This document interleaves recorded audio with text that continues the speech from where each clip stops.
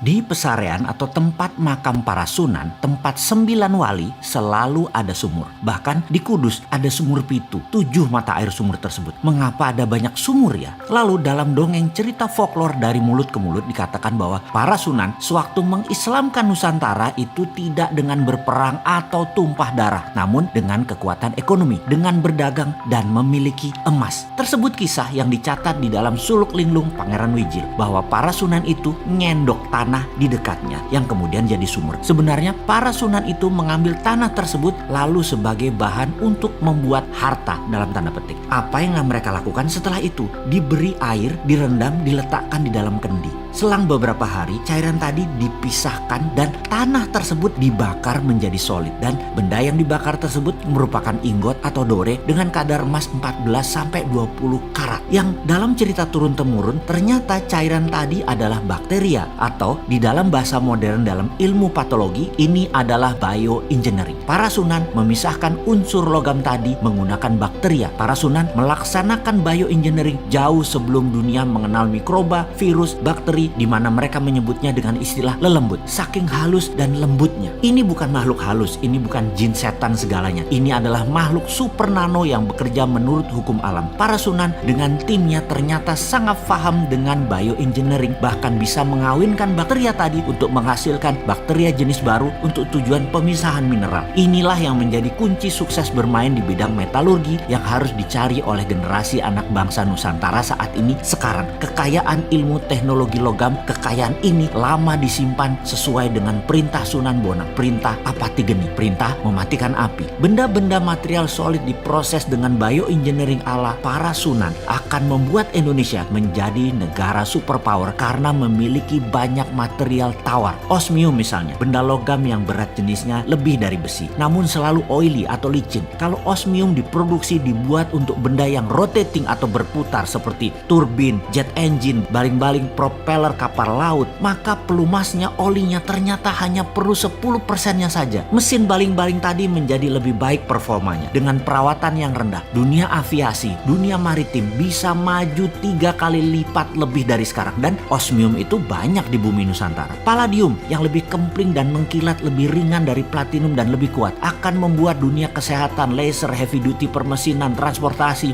drone menjadi jauh lebih murah. Rhodium bisa minus resistennya penghantarnya, sehingga alat komunikasi bisa lompat cepat, bukan hanya 5G tapi bisa 6G bahkan 10G. Lebih cepat lagi data tertransfer karena resistannya bukan 0, minus bahkan. Thorium membuat listrik tenaga nuklir tidak lagi berbasis uranium yang berbahaya, membuat biaya listrik berbasis minyak bumi batu bara menjadi kemahalan karena dengan thorium per kWh mungkin hanya $0,3, jauh di bawah batu bara yang $0,8, jauh di bawah gas yang $1,1 untuk energi listrik. Semua ini adalah budaya metal, mulai dari metal biasa, metal tanah jarang atau rare earth, hingga precious metal group. Semua ada di tanah air tercinta ini. Sebelum melangkah jauh, kita merenung sejenak menengok apa yang para sunan sudah lakukan untuk anak cucunya, untuk bangsa Indonesia. Bukan hanya nikmat agama Islam, namun budaya luhur, budaya logam diwariskan oleh mereka. Untuk menjadi yang terdepan, warisan beliau-beliau tersebut harus kita pertahankan. Inilah strategi SWF, Sovereign Wealth Fund, berbasis Natural Resources Capital, yang selalu didengungkan oleh bosman yang sok keminter ini, menggunakan kekuatan kedaulatan sovereign natural resources untuk menjadi alat tawar kepada negara lain, bukan menjadi pengemis minta-minta pinjaman. Sejarah sudah mengingatkan, wahai pejabat, rajin-rajinlah baca sejarah dan menengok kekuatan bangsa sendiri. Semua tersedia, semua tinggal dipakai. Masih nggak ngerti juga SWF-nya ilmu para sunan ya? Yang ngobrol dong kita.